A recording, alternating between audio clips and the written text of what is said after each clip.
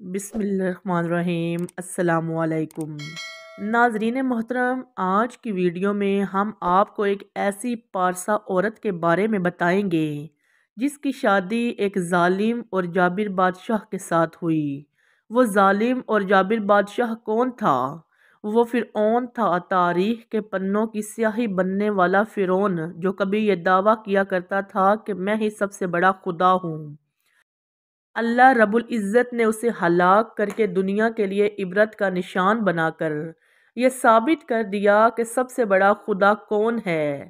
پیارے ناظرین، فرعون مصر نے ریان بن ولید کی پوتی حضرت بی بی آسیہ کو شادی کا پیغام بھجوایا۔ یاد رہے، ریان بن ولید وہی بادشاہ تھا جو حضرت یوسف علیہ السلام کے دور میں تھا۔ وہ حضرت یوسف علیہ السلام پر ایمان بھی لایا۔ اس نے حضرت یوسف علیہ السلام کو عزیز مصر بھی بنا دیا تھا۔ خیر، جب حضرت آسیہ کو فرعون نے شادی کا پیغام بھجوایا تو یہ ان کے والد اور حضرت بی بی آسیہ کو بھی ناگوار گزرا، کیونکہ فرعون مصر پہلے دن سے ظالم اور بربریت کے لیے تھا۔ لیکن فرعون نے اپنی بادشاہت کے زور پر جبراً حضرت بی بی آسیہ سے شادی کر لی اور دھمکی دی، اگر یہ شادی نہیں کریں گی تو آپ کے والدین کو قتل کر دیا جائے گا۔ شادی ہونے کے بعد بھی اللہ پاک نے حضرت بی بی آسیہ کو فرعون سے محفوظ رکھا اور وہ آپ پر قادر نہ ہوا۔ اس بارے میں مفسرین لکھتے ہیں کہ شادی کی پہلی رات جب فرعون حضرت بی بی آسیہ سے ہم بستری کے لیے کمرے میں گیا تو اللہ نے اس پر نیند کا ایسا غلبہ ڈالا کہ وہ ساری رات ہی سویا رہا۔ کتابوں میں لکھا ہے کہ اللہ نے فرعون کو نامرد کر دیا تھا، جس کی وجہ سے وہ حضرت بی بی آسیہ سے صحبت ہی نہ کر سکا، اور بعض نے لکھا ہے کہ فرعون کو ایک ایسی عجیب بیماری تھی کہ طبیبوں نے اس کو ساری عمر صحبت سے منع کر دیا۔ دیکھا جائے تو یہ بھی حضرت بی بی آسیہ کی ایک طرح سے کرامت ہی ہے کہ اللہ نے انہیں کیسے فرعون کے ناپاک جسم سے محفوظ رکھا۔ بعض روایات میں ہے کہ فرعون کی ایک بیٹی کا بھی ذکر ملتا ہے۔ آپ کو بتاتے چلے کہ وہ لڑکی انہوں نے کسی سے لے کر پالی تھی۔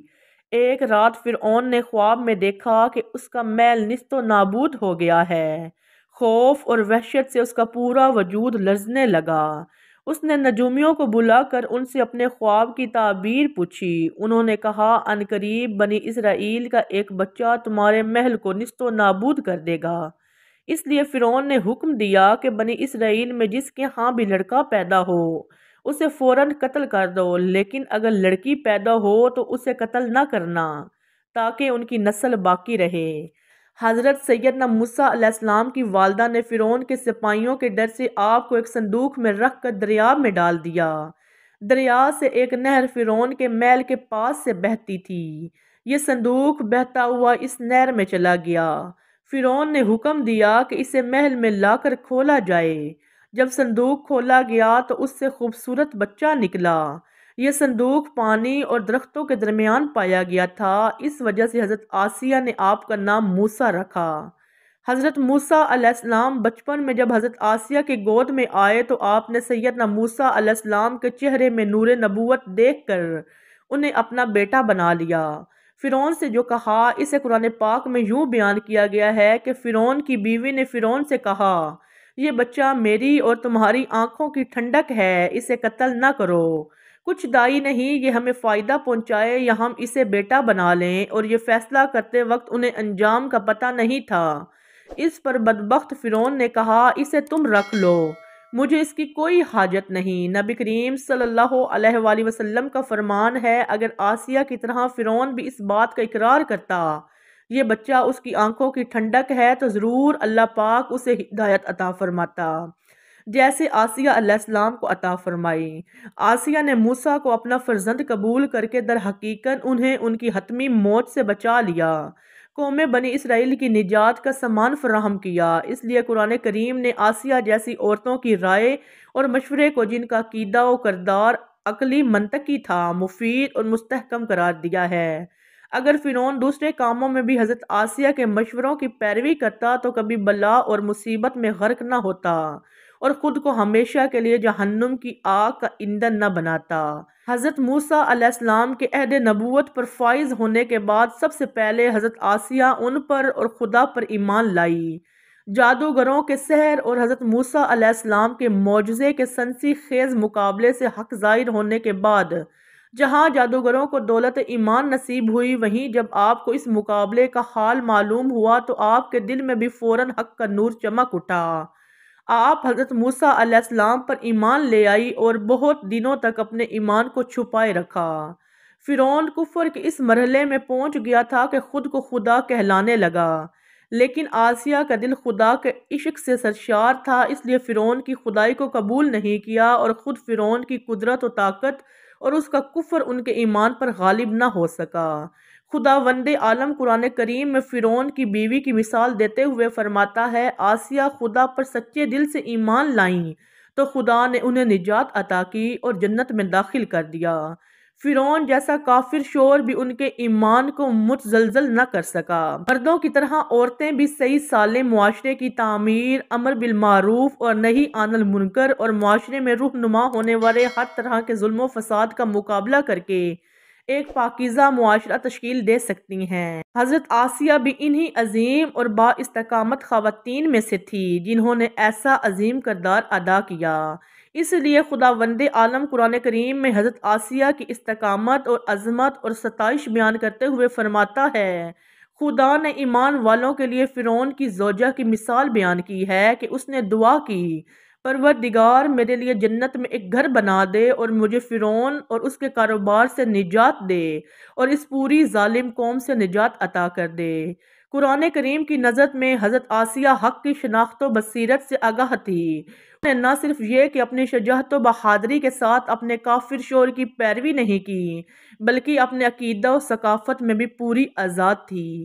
جب فرعون کو آسیہ کے ایمان کے بارے میں خبر ملی تو اس نے بہت زیادہ کوشش کی کہ کسی نہ کسی طرح انہیں رائے راست سے بدظن کر دے، لیکن وہ ایسا نہ کر سکا۔ آسیہ نے بھی اس کی تمام کوششوں کو ناکام بنا کر صرف خدائے واحد کی عبادت میں مصروف رہی۔ حضرت آسیہ نے حضرت موسیٰ علیہ السلام کی حقانیت کو ثابت کرنے کے لیے فرعون سے بہت زیادہ بحث اور مناظرہ کیا، مگر فرعون آسیہ کے ایمان و عقیدت کو بدلنے میں کامیاب نہ ہو سکا۔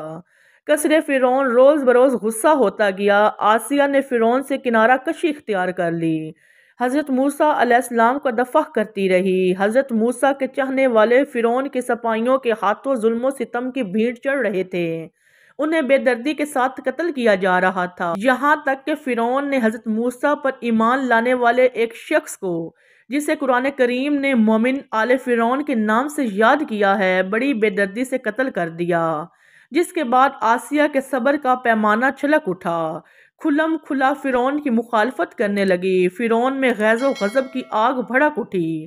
اس نے اپنی زوجہ آسیہ کو بہت ہی دردناک طریقے سے ایذائیں پہنچائی۔ جب فرعون کی تمام تدبیریں اسے ناکامی کا سامنا ہوا تو اس نے آپ کو شہید کرنے کا فیصلہ کر لیا۔ شہادت سے پہلے آپ نے بارگاہ الہی میں جو التجا کی، اسے قرآن پاک میں یوں بیان فرمایا گیا ہے کہ میرے پروردگار میرے لیے اپنے پاس جنت میں ایک گھر بنا دے اور مجھے فرعون اس کے عمل سے نجات دے دے، مجھے ظالم لوگوں سے بھی نجات عطا فرما دے۔ بعض روایات میں آیا ہے کہ فرعون نے حضرت آسیہ کو مصر کی تپتی ریت سورج کے نیچے زمین پر لٹا کر 4 کیلیں ٹھونک دی اور سخت ایذائیں پہنچائی۔ فرعون نے اپنے کرندوں سے کہا، ایک بڑی چٹان لاؤ، اگر چٹان دیکھ کر بھی یہ ایمان پر قائم رہتی ہے تو چٹان اس پر گرا دو، اگر ایمان سے پھر جاتی ہے تو یہ میری بیوی ہے، اسے مت مارنا۔ چنانچہ جب آپ کے سامنے چٹان لائی گئی تو آسمان کی طرف آپ کو اپنا جنتی محل نظر آیا، جس سے آپ کے عزم و استقلال میں اور بھی اضافہ ہو گیا۔ اسی حالت میں آپ کی روح پرواز کر گئی۔ کے بعد جب آپ پر چٹان گرائی گئی تو وہ ایسے بدن پر گری جس میں روح نہیں تھی۔ حضرت آسیہ کی ایک بہت بڑی فضیلت یہ ہے کہ آپ جنت میں نبی کریم صلی اللہ علیہ وآلہ وسلم کی زوجہ ہوں گی۔ چنانچہ مروی ہے جب ام المومنین حضرت خدیجہ رضی اللہ تعالی عنہا کے مرض وفات میں نبی کریم صلی اللہ علیہ وسلم تشریف لائے اور فرمایا، اے خدیجہ، تمہیں اس حالت میں دیکھنا مجھے گرہ گزرتا ہے، لیکن اللہ پاک نے اس گرہ گزرنے میں کثیر بھلائی رکھی ہے۔ تمہیں معلوم ہے کہ اللہ پاک نے جنت میں میرا نکاح تمہارے ساتھ مریم بنت عمران حضرت موسیٰ کی بہن کلثوم اور فرعون کی بیوی آسیہ کے ساتھ فرمایا ہے۔ ماشاءاللہ۔ ناظرین محترم، اسی امید کے ساتھ اجازت دیجیے کہ آپ کو ہماری ویڈیو پسند آئی ہوگی۔